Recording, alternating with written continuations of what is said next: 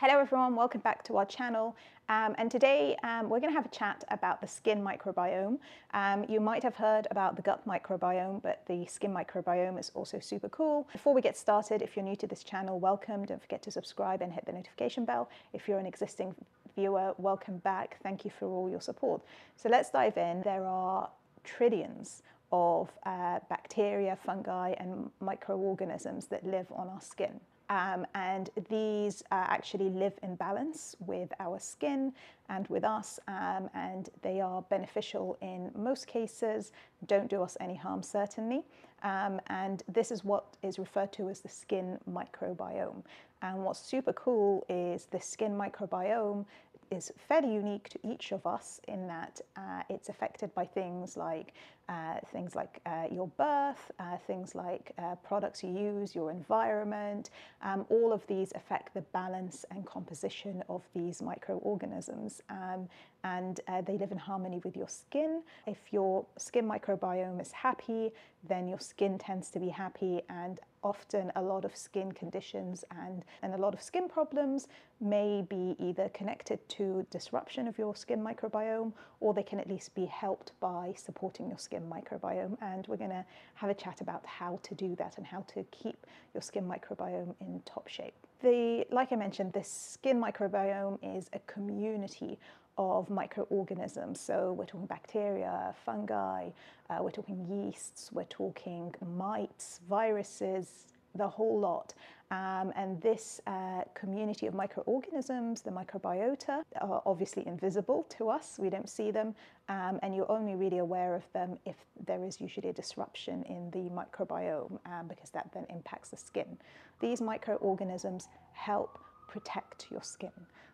They form a barrier that physically protects your skin and prevents overgrowth or infiltration of harmful microorganisms. And this protects against things like infections, and these microorganisms and the microbiome itself also does things like regulates inflammation, and also helps support or strengthen the skin barrier. And they even help balance oil production and hydration. And so really, if you take anything from this video, a healthy microbiome equals healthy skin, and an unhappy microbiome tends to equal unhealthy skin. So when the microbiome is balanced, you tend to get fewer infections, less inflammation and irritation, skin tends to be hydrated and comfortable, and it tends to just be balanced in terms of oil, which means there's less prone to breakouts and also less prone to dryness or flaking.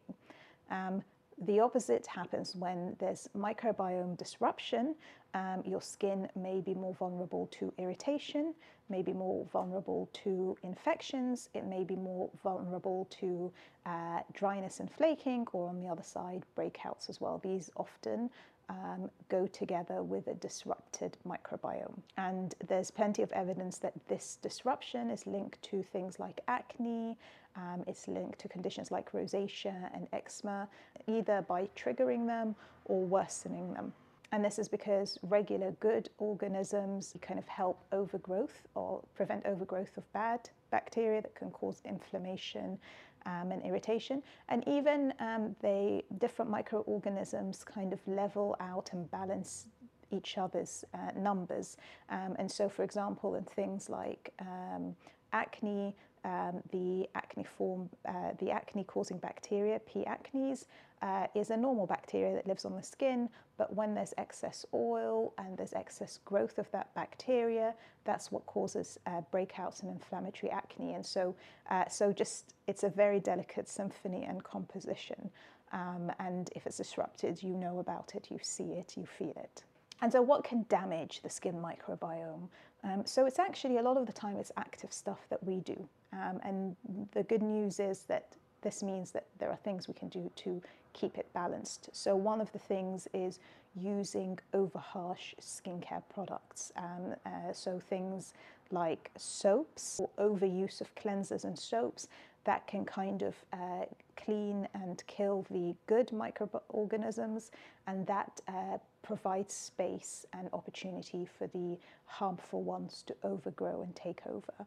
So that's one thing that causes disruption. It also causes, these things can also cause, and they can also strip away the natural oils, and that further affects the skin, and it also affects the balance of the microorganisms. Also, overuse or inappropriate use of antibiotics or antimicrobial products, things like excessive use of things like benzoyl peroxide, or anything that's supposed, alcohol, those things that kind of kill microorganisms. If you persistently use them or inappropriately, that can actually kill off the beneficial bacteria or organisms, and it can also cause antibiotic-resistant bacteria to develop and upset the delicate balance of the skin microbiome. So if you are using topical antibiotics or antimicrobials and things like that, they must be used carefully and for certain periods of time and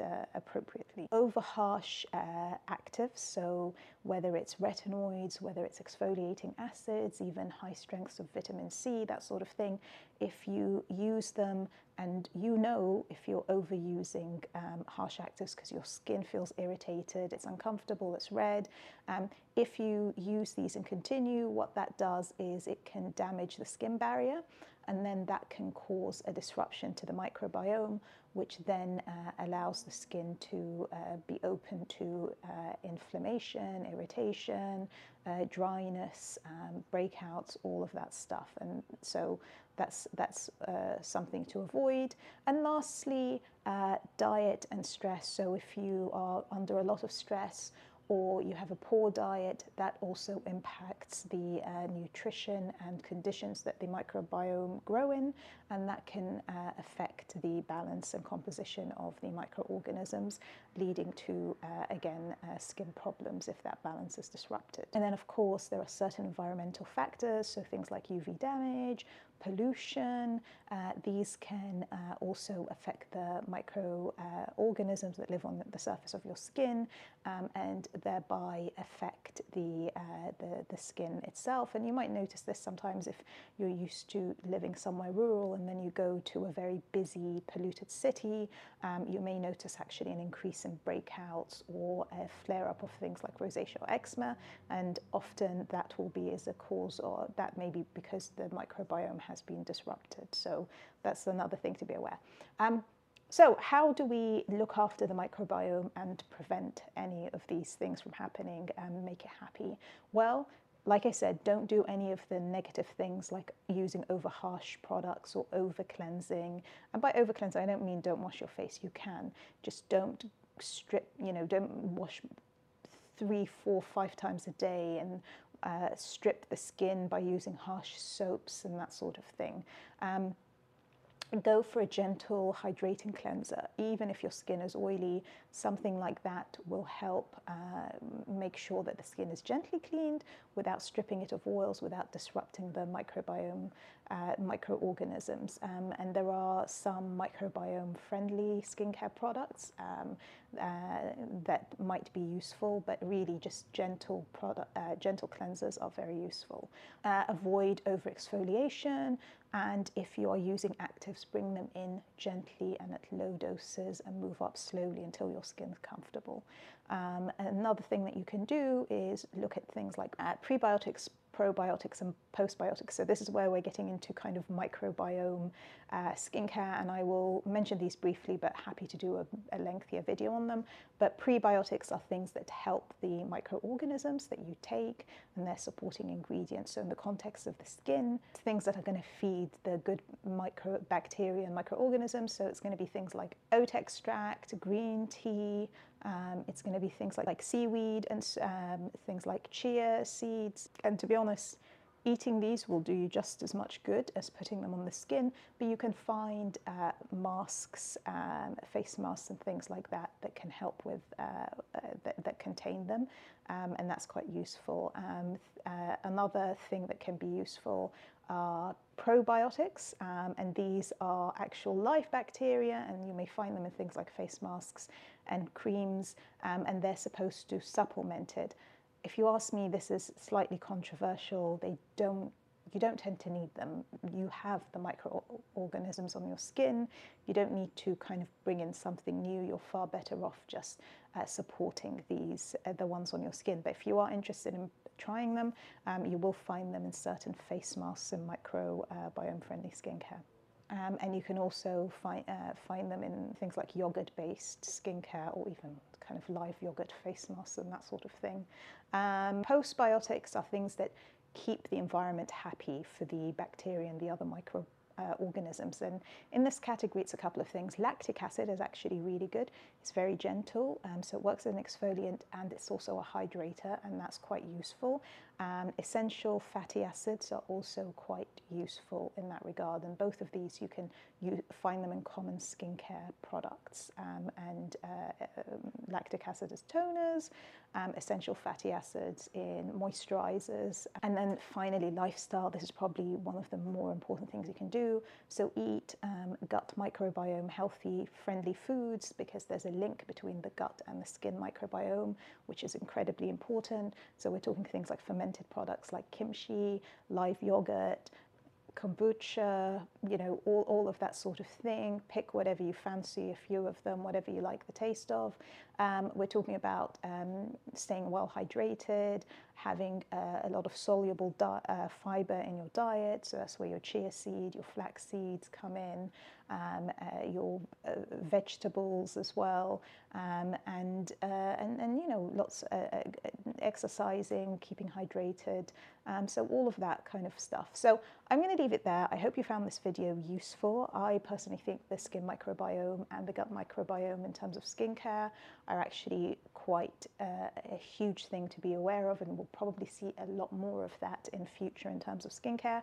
I just don't think that the messaging or the products are right now. But remember, the best thing you can do is just stuff that involves looking after yourself and not doing any harm. Your skin microbiome, you were born with it. It normally doesn't need any active measures other than living a good, healthy life and not traumatizing your skin. Anyway, if you have any questions or tips, or experiences you'd like to share, please leave a comment below. If you like this video, don't forget to give it a thumbs up. And if you haven't already done so, please don't forget to subscribe and hit the notification bell. Until next time, stay beautiful.